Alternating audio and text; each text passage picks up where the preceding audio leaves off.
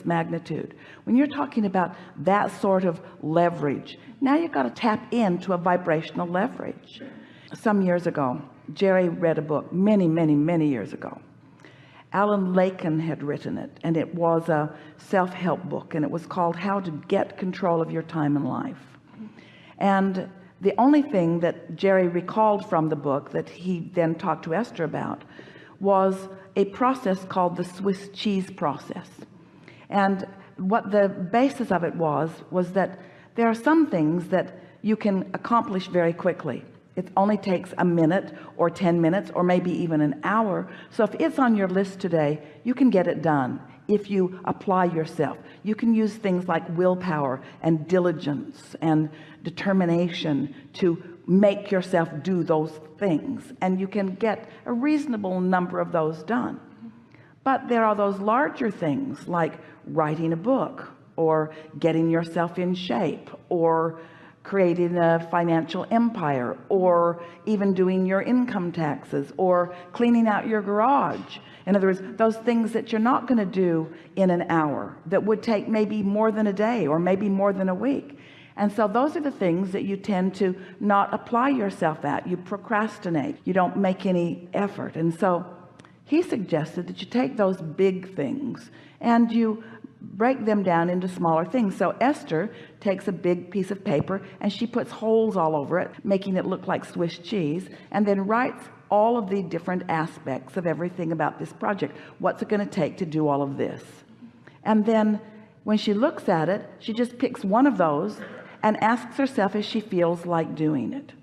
And something that she has discovered is that she often does feel like doing it. She often feels like doing it because the overwhelmment factor isn't there, and the rational factor that says, I'm not going to be able to begin to accomplish this all right now. You kept saying right now, right here, right now, right here, right now. But a piece of it may be. But here's the thing. This is the piece that we want to put into this. Is there anything on this Swiss cheese list that I want to do right now? Not that I need to do right now. Is there any piece of this that I'm called to? And what Esther's discovered is, yeah, she keeps feeling called to that and called to that. And sometimes she'll sit and she'll complete 3 or 4 things in one day as she's moving about, because she wants to do it, not because she needs to do it. And that really is the key. It's another way to overcome resistance. It's sort of like the placemat process that we talked about before, where in a feeling of overwhelmment, delegating it to the universe, don't assign it to yourself. So did anything shift in that conversation? It did. It did. Just the feeling of, because everything that I feel like I must do next for this one particular company, Lesson Stop, is I don't want to do. But I'm certain that if I lay it out in a map the way that you suggested, there will be things. So what's this conversation saying? Always follow your path of least resistance. Let's take this further. We've not had this conversation before with anyone. Let's take this further. Why take the path of least resistance? Because it's the only choice you have. And here's the big piece. Your inner being knows what is the path of least resistance. So you've got to give yourself permission to take that path of least resistance. And most of you don't want to do that because then you define yourself as lazy or inappropriate or unfocused or unwilling, and that's just not the case. Let's say it in this way. Path of least resistance is the way the entire universe operates. Path of least resistance is the only way that things operate in a natural way. Path of least resistance is the only way, the only sustainable way for energy to flow. Path of least resistance is a good thing, because path of least resistance and path of most allowance are the same thing. Path of least resistance is a good thing. So am I inappropriate that I don't feel like doing all of those things? Certainly not. There's resistance that's keeping me from wanting to do them, and so it's releasing that resistance that is necessary right now. You're going to have fun with that. You think we got to the bottom of it? Of that, yes. What else? Relationships. So I met a really wonderful man. I date wonderful, amazing men. and he's in Boulder. I lived there part-time, and we were communicating for 6 weeks before we met in person. We met through mutual friends, and we were so excited to meet each other, and then it was off when we met each other in person in a really weird way. And so I just kept pulling back and remembering all the things that I really like about him, but all of a sudden he's like, I'm just terrified of having a girlfriend. I'm like, well, you could have mentioned that when we were talking. But so I've just been really chill about it in general, and I'm letting it unfold. And I am using it in a different way than I've ever used a relationship before, so mentally. let's apply this path of least resistance, Swiss cheese, to this. Okay, I like it. Because there are things about it. In other words, what's different about the communication that you were having before you met?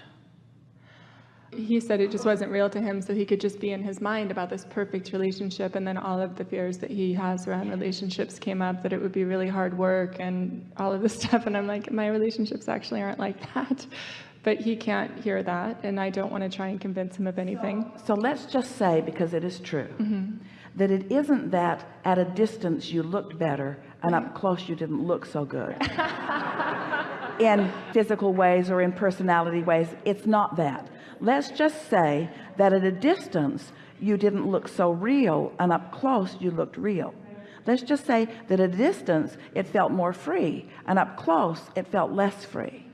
So it isn't about inappropriateness, it's more about readiness, and readiness is about path of least resistance. So the question that we have for you is this a project worth completing? I actually just last night was saying to my best girlfriend, I don't need another project.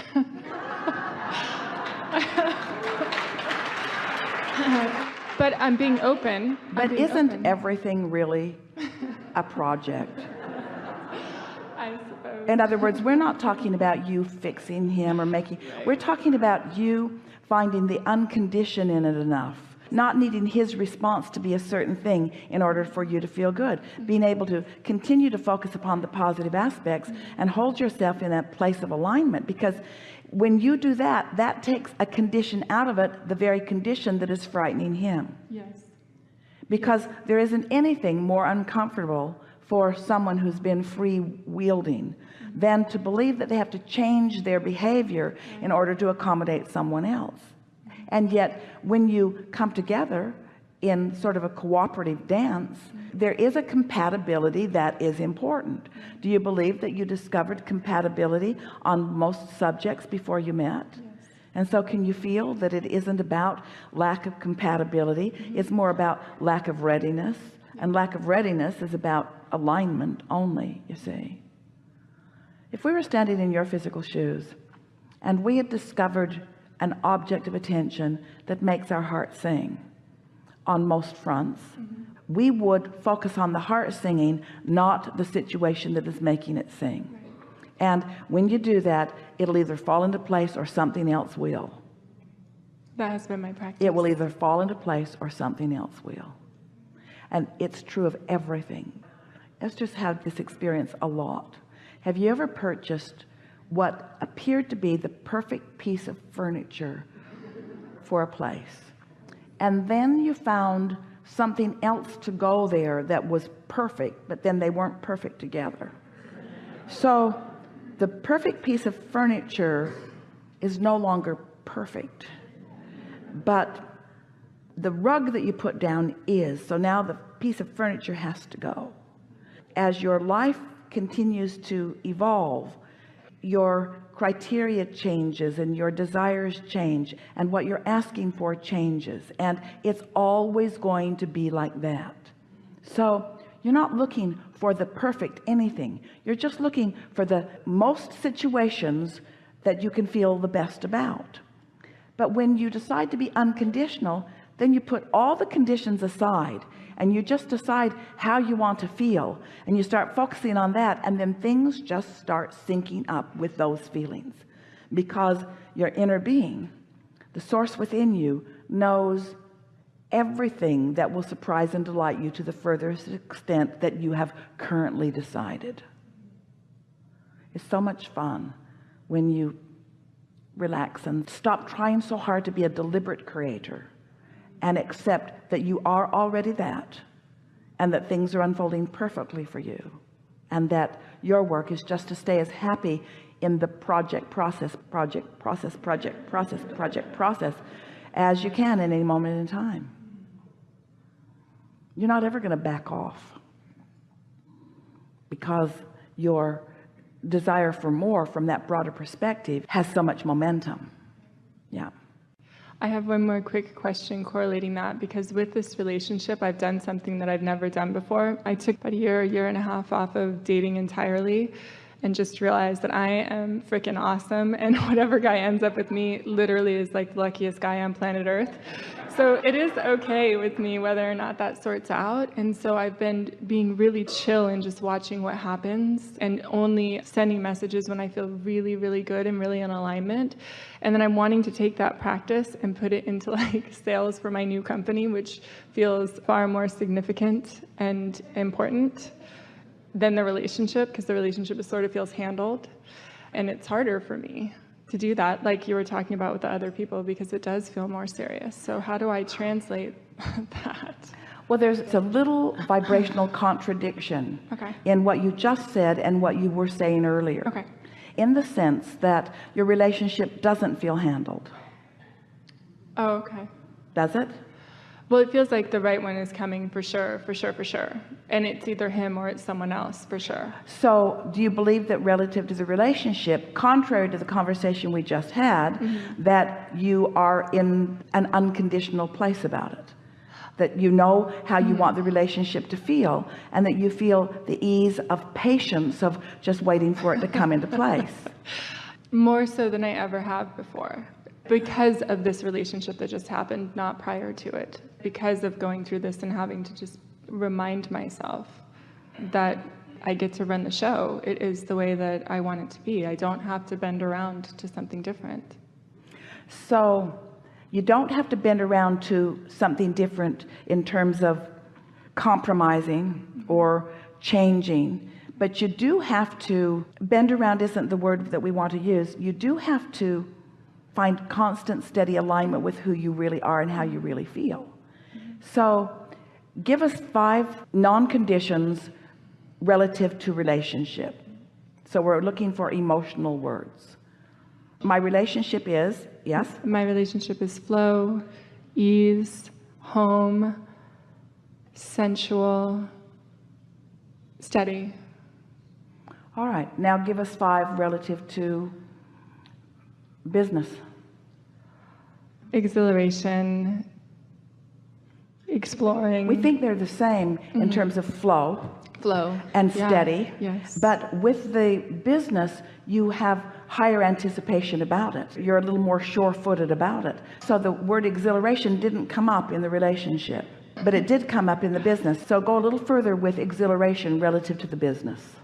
In emotional terms? In emotional terms. I'm just creating something that is brand new, that has never been done before. All right, now it's exhilarating. Apply that to relationship.